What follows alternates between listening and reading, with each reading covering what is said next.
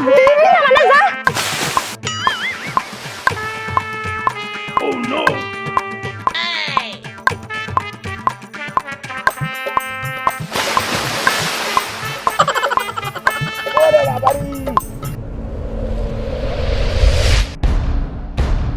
ওরে বাবা, কি বাতাস, ঠনঠনে বাতাস, আশেপাশে কেউ নাই।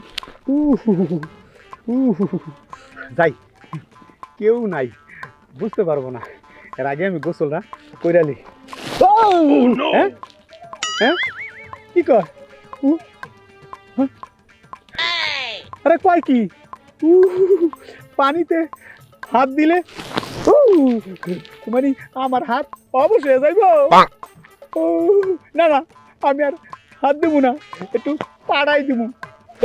হ্যাঁ হ্যাঁ, ও মানে পা দিলে পাও বসে যাবো। পানি ভাই, বিশ্বাস করো, গেছে 2 মাস আমি গোসল করি নাই। সামনে শীতের আর 4 মাস আছে, তাহলে এই 4 মাসের গোসল বাদই থাকবো। হ্যাঁ, ও আচ্ছা, যাই।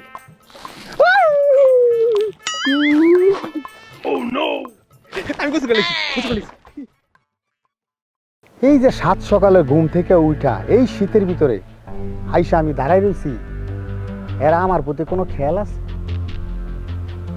তুমি আমারে যেমন দাঁড়াই করে রাখছো, এরপরে মজা বুঝবা তুমি। দাঁড়াও।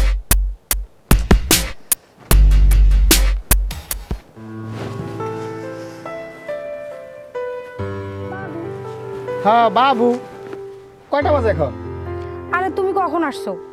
আমি একদম ফার্স্ট আওয়ারে চলে আসছি এই শীতের ভিতরে।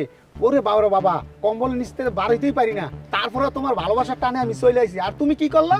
ঘন্টার পর ঘন্টা অপেক্ষায়, তোমার কোনো খেয়ালই নেই আমার প্রতি। শোনো, এত সকালে কেউ আসে? আর এত সকালবেলা আমি কিভাবে উঠবো বলো তো? আর শীতের দিন বুঝোই তো, অনেক ঠান্ডা।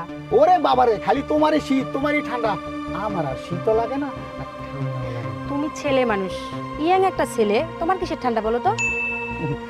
তুমি ঠিক কথা বলছো, আসলে আমার কি ঠান্ডা। গোসল তো করছো না?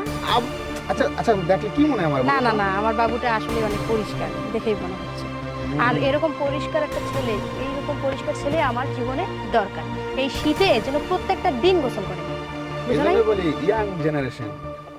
আচ্ছা ঠিক আছে, আজকে আমার ওই যে ময়না বান্ধবী আছে না, ওর ওর কাছে যাব, একটা নোট আছে, আনতে যাব। আমি আব্বুকে বলে বের হয়েছি, তো বেশি লেট করলে কিন্তু আব্বু বলবে যে এতক্ষণ কইছিলি, বুঝো নাই? তুমি ঠিক কথাই বলছো। আচ্ছা ঠিক আছে, তুমি যাও, আর আমাকে নিয়ে তুমি ভেবো না। আর তুমি রাতের বেলা ওই যে চা খেলাম চলে এসো। হ্যাঁ হ্যাঁ, আমি আসবো সন্ধ্যাবেলা, ওখানে আসবো, আব্দুল্লাহ ভাইয়ের দোকান আছে না।